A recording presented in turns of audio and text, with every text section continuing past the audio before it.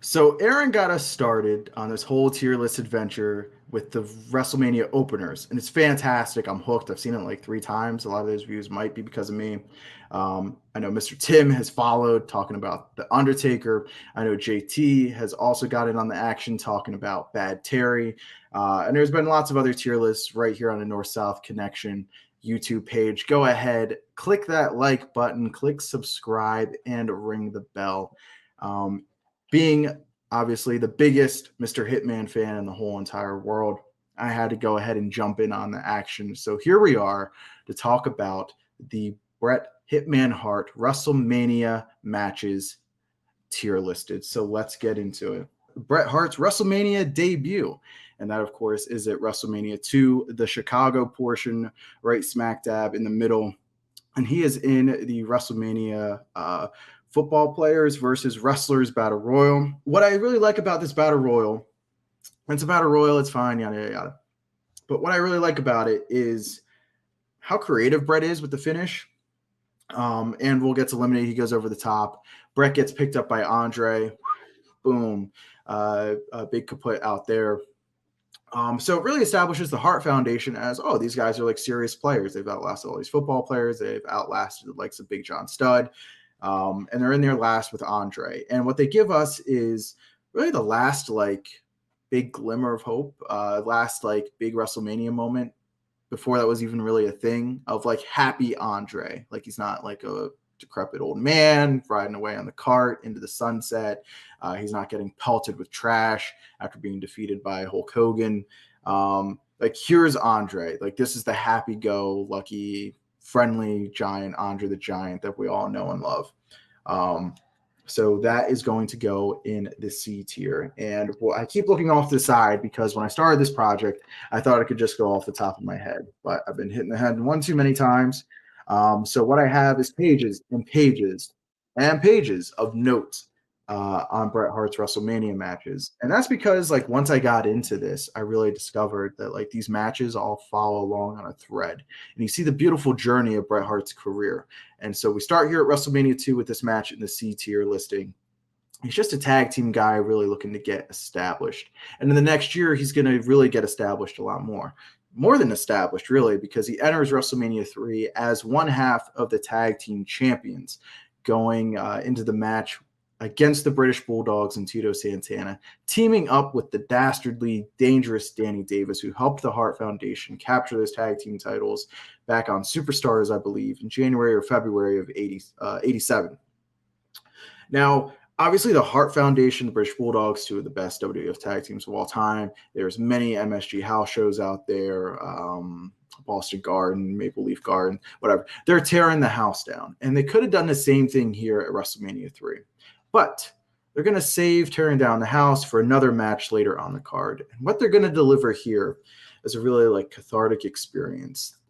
They're going to service the storyline of dangerous Danny Davis really being a crooked referee, being on the take, being in the pocket of the Hart Foundation and several other heroes in the last few months, costing our heroes matches, right? Costing Tito the Intercontinental title against Randy Savage at the Boston Garden, and costing the British Bulldogs the tag team titles against the Harts. So that's really the focus of this match. It's not so much about like go out there and do 50 million arm drags, talk about breathing fire, but really you're just talking about doing arm drags. That's not what the Hart Foundation are all about here. What they're about is fast-paced action and being in control of the match, and then letting Danny Davis get his licks in and get his heat. And then when it turns around on him, Davis is the one who's left in the ring all by himself, left to atone for his sins of the past.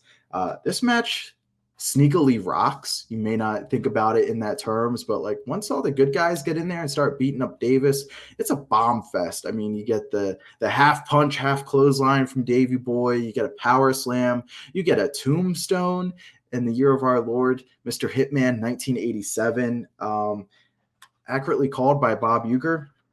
This match rocks. I'm going to go ahead and put this match in the B tier.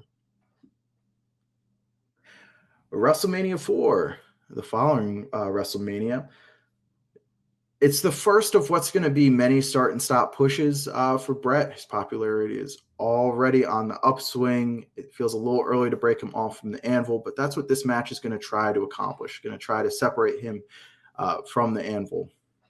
And it's another theme I've noticed about Bret's WrestleMania matches. Not only do they service the storyline really well, but they also really set up like the next 6, 8, 9, 1 year of TV and like what his threat is going to be. Bret doesn't have the luxury of being paired off with another main eventer and having these storylines completely isolated from everything else and operate as like an attraction or a dream match. It's not Bret's role. It's not who he is. It's not the superstar that he was. He's always interwoven into what's going on the weekly TV. So when we get to WrestleMania 4, we got the big battle royal. It's the collection of talent not involved in any of the title matches or not involved in the tournament, which is why everybody's there. It's for the bragging rights and for the big trophy. Everybody wants a trophy. So it's going to come down to Bret. It's going to come down to Bad News Brown. And we learn our first lesson with Mr. Hitman, and that is don't cross the Hitman. Bad News Brown makes that mistake. And while he wins the tournament, or while he wins the Battle Royal and he wins the trophy, Bret's going to get the upper hand. He's going to get the last laugh, dumping out Bad News after the fact and then breaking the trophy. Boom. Was that like a cigarette smoking like dispenser where like you put your cigarette butts? I never figured out what that was. If it was a trash can, I have no idea. Whatever it is, like I think it only existed in like 1988 and never beyond that. But this one's going to go into the C tier. It is really effective at one, setting Bad News up for his year because he's going to be a foe for our new champion Macho Man Randy Savage in the coming year. And it also sets up Bret for his first attempted singles push and establish him as a hero.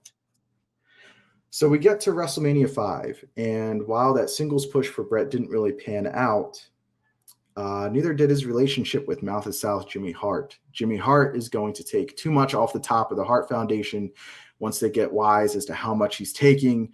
They don't like that, and they give Jimmy the boot. So to get back at them, Jimmy goes ahead and he partners up with the Demolition, and he offers his services to Mr. Fuji at the SummerSlam 1988. And it really prevents the Hart Foundation from becoming the tag team champions once again.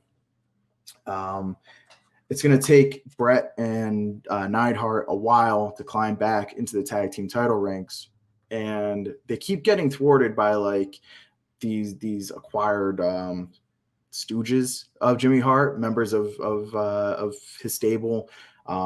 First, it's the Fabulous Rougeaus, and then when we get to WrestleMania 5, we've got the old Hammer and we've got Honky Tonk Man.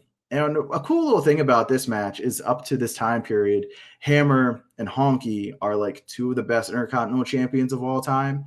And once you add Bret into that mix, now you're talking about what would eventually be, I think, 3 of the top 5 Intercontinental champions of all time. So that's a cool little note. But the Hart Foundation have a good match here. They stomp out Hammer and Honky Tonk Man. Go ahead and put this match in the C tier. It is really effective at squashing the remnants of Jimmy Hart's associates and lets the Hart Foundation really focus on the upcoming year and getting those tag team titles back. Bret's going to have another singles run that's not exactly going to pan out. So him and Neidhart are going to refocus during the summer. They're going to go after the tag team titles. They come up short in a non-title match against the new champions, the Brainbusters, who refused to put the titles on the line because when they signed for the match, it was a non-title match, so it stays that way. But Jesse the Body notes on commentary at SummerSlam 89 that if the Harts lose this match, even though it's not for the titles, it is for contention. And if they lose the match, it could set them back a full year before they get another crack at it. And wouldn't you know, the Harts don't get another crack at it until SummerSlam 90. So before we get to SummerSlam 90, we have WrestleMania 6. And the Harts have been steamrolling the division. They're set back up. They're ready for the shot. And they go ahead and they call their shot. They want the winners of the Demolition versus the Colossal Connection match. And Demolition, of course, have the great WrestleMania moment. There's the infamous three-peat. And so it sets up our match. Demolition, Hart Foundation. We know it's going to be coming down the road. But there's another tag team that's also trying to sneak in there and stake a claim to being number one contenders, the Rockers. Well, they look too lethargic. They lose one to the Orient Express. And so we're left with the Hart Foundation. And so the Hart Foundation have to triple stamp their double stamp. They got to punch their ticket, as you would say during WrestleMania season. And they absolutely steamroll the Bolsheviks. This match is highly effective in making the Hart Foundation look like killers, straight up monsters. The match is done in record time. Pick them up, they hit the heart attack, the heart clothesline, and that's a wrap.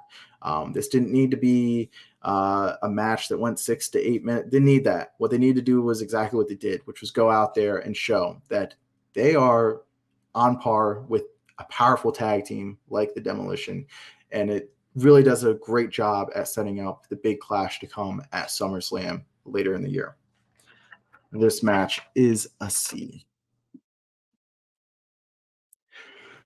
So WrestleMania 7, the Hart Foundation enters as tag team champions. They got the titles back at SummerSlam 90 in a fantastic match, one of my favorite matches of all time. Maybe I'll be back here breaking down Mr. Hitman SummerSlam matches, and we can tier list that match as well. But right here, we're at WrestleMania 7, and the Hart Foundation are taking on the Nasty Boys. And the division has seen a lot of turnover. Teams have broken up. Teams have left the territory. Teams have broken down. They've gotten a facelift in some cases. But the Harts have been the constant. They've been the constant since really 1986. And we have two new teams really entering the division that really look to be on par with the Harts. We've got the LOD, who are going to basically do what the Harts did the year before and steamroll Power and Glory to set up their tag team title shot. But first, the Hart Foundation have to take on the Nasty Boys. And the Nasty Boys, of course, are managed by the thorn in the side of the Hart Foundation, Jimmy Hart. And they're going to cheat, use the megaphone, use the helmet, and they're going to get one up on the Hart Foundation. So this is it for the Hart Foundation at WrestleMania. But one thing I've noticed about Bret doing this project is Bret always leaves a title in better condition than when he found it. Can't say the same for the WrestleMania 4 trophy, but Bret here does a really good job setting up the Nasty Boys and positioning them as the team to beat. They are the new top dogs in the division. So this match is going to go ahead and go in the B tier, right behind the WrestleMania 3 match. We're at WrestleMania 8 now, and a lot's changed in the last year. Bret is no longer a tag team guy. He's a singles guy, and he's not just a singles guy. He's like the mid-card singles guy. He won the Intercontinental title at SummerSlam versus Mr. Perfect. He has a good run, taking on all challengers. And he takes on the Mountie, and Bret's in less than 100% condition. Of course, he has a 106-degree fever. He has Bret throat, as me and Tim would love to call it. But he wrestles at less than 100%, and he drops one to the Mountie. And Piper comes out to his aid after the match, and it sets up Piper versus Mountie at Rumble. And Piper's our champion, but Bret still has his return match, and he gets it at WrestleMania 8. And so we're on a clear course here of Roddy Piper versus Bret Hart. And what I like about this is that it tells a different story, other than just like champion versus challenger. It really digs into the personal aspect, and that's where like Bret really thrives, is when you bring in these personal rivalries into wrestling. And looking at these promos too, and watching these promos on the build up to this, anybody who says Bret's not a great promo, like, just, I don't know. I beg to differ. Look at the promos during this feud. Look at the promos a couple years later, when he's wrestling family once again. Bret does really good in this environment. This match to me is an all-timer. It is maybe the second best match of the night, but I still think that this is an S-tier match. This is an all-timer Intercontinental title match at WrestleMania. I think it's the best Intercontinental title match at WrestleMania, period. I said what I said. This one's not about arm drags, and it's not just about go-behinds. This one gets bloody. It gets vicious. It gets brutal. And it gives us one of the best WrestleMania moments of all time, when a bloodied and battered, possibly ready to be defeated, Bret Hart is at the feet of Roddy Piper. And Piper, who is not known for wearing a white hat, has the ring bell above his head. and the crowd is roaring, and Piper has that inner struggle. Do I clock this kid and knock him out to retain the title, or do I do the right thing? Do I throw the bell away? Do I win it straight up man to man, like I said I would? And it ends up biting Piper in the backside. Bret has an all-time finish, one that is still attempted to be duplicated to this day. You can just say this finish. You can just say WrestleMania 8 Piper Bret finish, and people know exactly what you're talking about.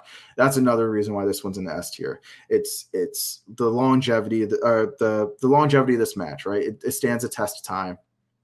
It's super good. I mean, I probably have it at 5 stars after we go ahead and rewatch it, but and it's also sets up us on our next year for Bret. It sets up Bret on the next year, because by the time we get to WrestleMania 9, Bret is not just the mid-card guy anymore. He's not just the Intercontinental Champion. He's entering as WWF Champion. And while the sun may be setting in Las Vegas and the odds aren't in his favor, he stands across from Yokozuna. And while he drops one to Yokozuna here, a bigger storm cloud is rolling in, and that cloud is red and yellow. And what happens after this match is an even bigger atrocity than taking the title off Bret in the first place. But thankfully, that match isn't tier listed here. I'm going to go ahead and put this match in the A tier. Bret does a wonderful job. And I think this match truly represents his first title run, and it really shows that he's just getting cooking. By the time they take the title off him, he's really finding a new groove. He's pulling the best out of everybody consistently during this first title run. And it's really exciting, and it really represents what the future could look like and what the future is going to look like behind Bret. But we take a massive step back with what they decide to do, and it takes a full year to right that wrong as we enter WrestleMania 10. Before that wrong can be rewritten or rewrited, he's got to face his stinky, rotten brother, Owen. And this match, what can I say about it? It's S tier. I believe it was an S tier opener, and it is an S tier Bret Hart WrestleMania match as well. WrestleMania 10 Part 2. We've got Bret challenging WWF Champion Yokozuna to finally conquer him, finally be the one to take the title off of Yokozuna, which he does. The match isn't fantastic. I'm going to go ahead and put it in the B tier, even behind the Nasty Boys match there. But the reason why this is in the B tier, not necessarily the C tier, is because it's extremely effective. It sets up Bret as the, without question, clear-cut ace going into 1994. And it's really a wonderful year of like top-level storytelling with Bret and Owen. And you got Owen there in the background as Bret is up on the shoulders of Tatanka and Razor, and Macho Man's there pointing. And everybody is there to congratulate Bret. But in the shadow stands the Shadow, Owen Hart. And we're off to the races with a really exciting spring and summer of 1994 between Bret and Owen. But that feud would kind of snowball into a different feud, which would be Bob Backlund versus Bret Hart. And the first match, well, their second match would be at Survivor Series. They have a great match on Superstars in July of 94. But they have the Survivor Series match, the towel being thrown in, the all-time great performance by Owen, right? But it kind of like the whole feud gets blown off here at WrestleMania 11. And JT and I think, do a really good job of rebooking WrestleMania 11 with really realistic options. You can go back in the archives to go listen to that on WWE War when we talk about WrestleMania 11. I'm going to go ahead and put this match in the C tier. And the reason why some people might think it's a D, it's the same reason why I initially thought it might be a D as well. And that's because I take the time that the WrestleMania or that the Survivor Series 94 match had, and I kind of like take that 40 minutes and think that this match went 40 minutes as well. Sometimes it just feels like it didn't. And when this match goes like 10 or 11 minutes, it's really not the struggle to get through that you might think that it is. It's a pretty dominant win for Bret, but what they should have done was had Owen Owen and Bret here blow off their feud formally, because that's who, it's really between, and have Owen try to do what Bret did the year before, beat my brother and then go on and become champion. And you can still do the tag team title stuff later in the show with Owen, especially since Yoko does most of the work in that match anyways. I think that really sets up Owen for a better 95, and it's a much better payoff to the feud. Excuse me. So that takes us to WrestleMania 12, the Iron Man match. Now, I'm not here to try to change your opinion on the Iron Man match. I feel like there's 3 tiers to the Iron Man match. It's great, meh, or terrible, never want to watch it again. And I'm somewhere closer to, I think it's great. I'm going to go ahead and put it in the A tier. I'm going to put it in the A tier because when the company needed a match, they needed a match to make a guy. They had tried Shawn Michaels out in the mid-card. They tried him out as a heel, but they need him to be the dude heading into the spring and summer and fall of 1996. And to do that, they need Bret to be at his best. They need him to give Shawn the match to really set up the rest of the year and to make him the guy. A for effort, A for ambitious. I think for A for excellently executed. I